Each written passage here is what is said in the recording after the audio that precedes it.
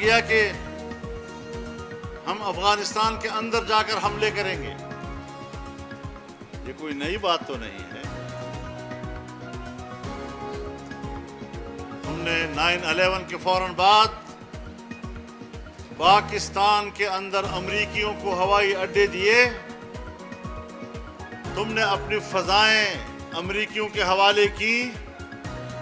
20 سال تک تم نے پاکستان کے ہوائی اڈوں سے امریکی جہازوں کو اڑنے کی اجازت اور اپنی فضاؤں سے گزر کر افغانستان میں بمباریوں کی اجازت دی.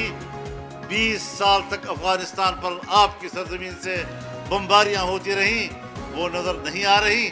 آج دہشت گردی کے عنوان سے پھر ایک بھڑک مارنے کی کوشش کر رہے ہو کہ ہم افغانستان میں جا کر کارروائی کریں گے. تو درون درج کر دی کہ بیرون خانہ آئی. پاکستان کی دہشت گردی کو روکنے اور اس کے خاتمے میں تو تم ناکام ہو چکے ہو. اب جاتے ہو اپنی ناکامیوں پر پردہ ڈالنے کے لیے افغانستان میں حملوں کی بات کرتے ہو. پہلے تو ہمیں اس بات کا جواب دیا جائے کہ خیبر پختونخوا میں حکومتی فنڈز سے جاری ہونے والے پروجیکٹس، کیا ان کے فنڈز کا 10% دہشت گردوں کو ادا نہیں کیا جاتا؟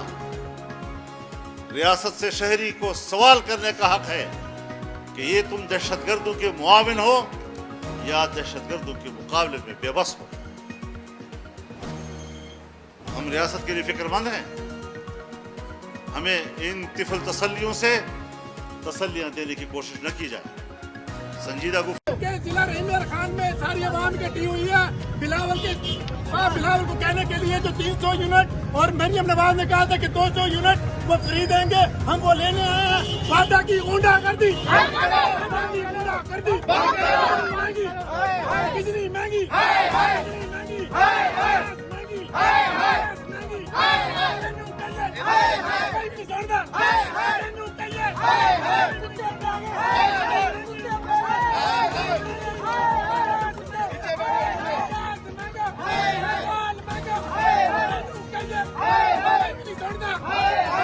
سستی بہت مہنگی سستی.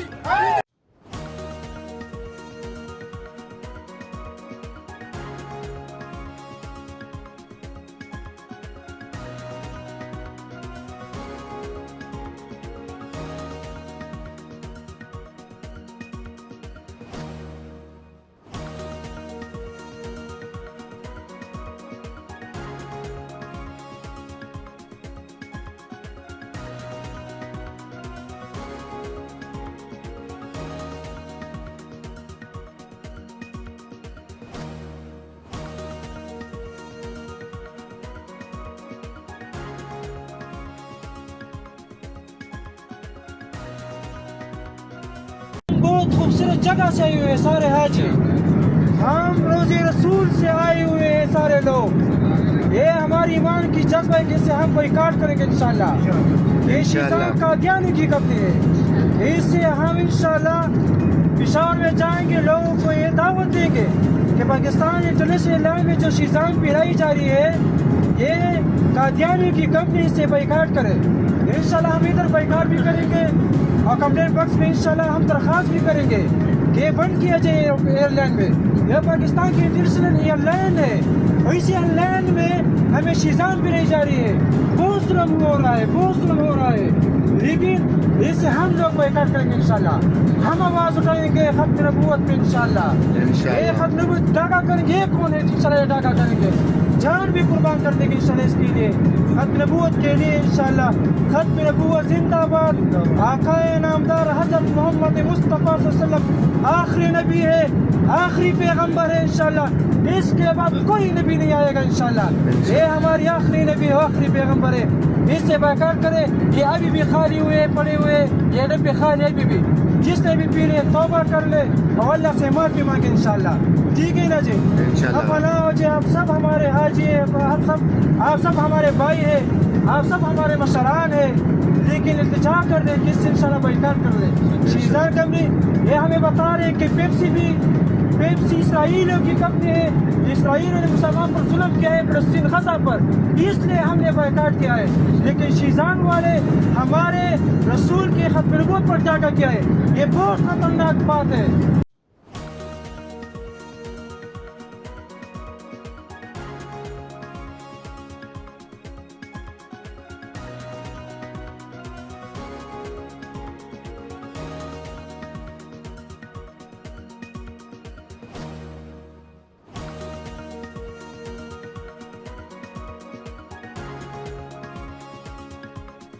हैरान कौन तौर पर तकरीबन 5-6 समातें हो चुकी हैं, उनमें 2 या 3 समातें ऐसी थी जिसमें इलेक्शन कमीशन के वकील दलाइल दे रहे थे। ये सवाल इलेक्शन कमीशन से उन्होंने बिल्कुल नहीं किया कि आपने 13 फरवरी के इलेक्शन को गलत जो है वो उसको इंटरप्रेट किया। आज थोड़ी सी उन्होंने जो है वो बात की, लेकिन उसको भी वो क्या कहते हैं कि गोलमोल ही करके और पीटीआई के खाते में। और जो आप बात कर रहे हैं कहते हैं नल्ला जो है वो उनके नोट का जो है वो जवाब दिया गया है, डेफिनेटली जवाब दिया गया है, सिर्फ जवाब नहीं दिया गया, वो तो उनकी ऑब्जर्वेशन आई थी। उस दिन उन्होंने कहा था इलेक्शन कमीशन के वकील को कि आप लेके आए ये सारा रिकॉर्ड प्री 8 फरवरी और 8 फरवरी के बाद की जितनी शिकायत हैं, तो उन्होंने कहा था कि नहीं वो मामला हमारे सामने है ही नहीं। तो इसलिए जो है वो इलेक्शन कमीशन के वकील ने भी जाना, उन्होंने कहा कि रिटर्न ऑर्डर आ जाए तो फिर मैं देख लूंगा। आज एक सेपरेट नोट दिया था जस्टिस अतर नल्ला ने, बज़ाहिर एक सेपरेट नोट को बिल्कुल बेवकूफ़ समझा। जो उन्होंने कहा मैंने तो पढ़ा ही नहीं है। चीफ जस्टिस वकील ने तो पढ़ा ही नहीं, लगता है चीफ जस्टिस ने भी बेवकूफ़ उस दिन उनकी ऑब्जर्वेशन को समझा और ऑब्जर्वेशन को बेवकूफ़ किया। आज उनके नोट को भी नोट पढ़ा हुआ है, उसकी आखिरी लाइन पढ़ी, बेवकूफ़ किया। मैं बेवकूफ़ की इस्तेमाल कर रहा हूँ, बेवकूफ़ की लैंग्वेज इस्तेमाल कर रहा हूँ, बेवकूफ़ किया। और जो उन्होंने लिखा कि 8 अब तो एक और बात चल निकली है, ब्रिगेडियर महमूद को आपने सुना होगा, उसने तो नया इंकशाफ कर दिया और उसकी वजाहत भी नहीं हुई कि अब तो दहशतगर्दों का यानी पीटीआई की अपनी दहशतगर्द तंजीम है और वो गंडापुर के नाम से है। मैं नहीं कह रहा हूं, ये तो ब्रिगेडियर रिटायर महमूद कह रहा है और उसने खुल के कहा है और साथ में यह भी कहा है कि जो 40,000 लोग आए हैं ये भी उनका हिस्सा है। तो ये क्या बात हुई कि इतने खुल के अगर वो ये बात कर रहे हैं। मैंने शायद 2013 में ये बात कर दी थी कि हमें बड़ी बदकिस्मती का सामना करना पड़ रहा है। हमें ये दिखाई दे रहा है कि हमने दहशतगर्दों को मैदान में शिकस्त दे दी। एनपी की बात कर रहा हूं, 2008 से लेकर 2013 तक की बात कर रहा हूं। लेकिन ऐसा मालूम हो रहा है कि दहशतगर्दों को पार्लियामेंट के जरिए लाया जा रहा है।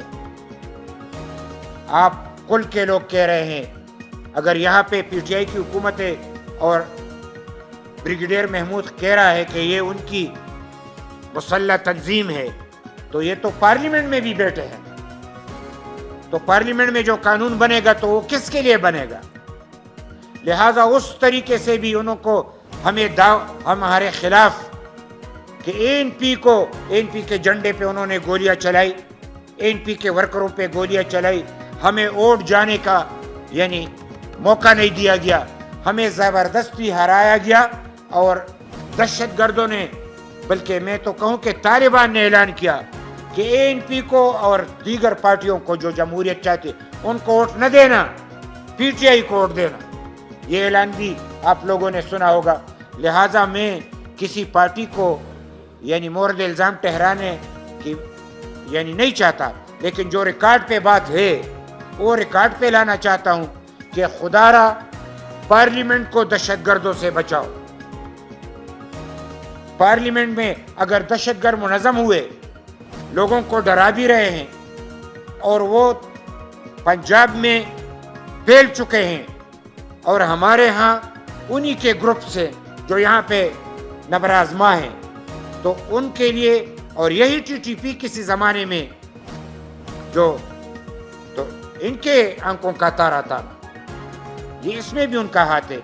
लिहाजा मैं इसको मुख्तसर करता हूँ कि मौजूदा वक्त में हम ये याद दिलाना चाहते हैं कि अवामी नेशनल पार्टी इस पे नज़र रखेगी। हम अमन के क़याम के लिए हर किस्म की कुर्बानी देने के लिए तैयार हैं।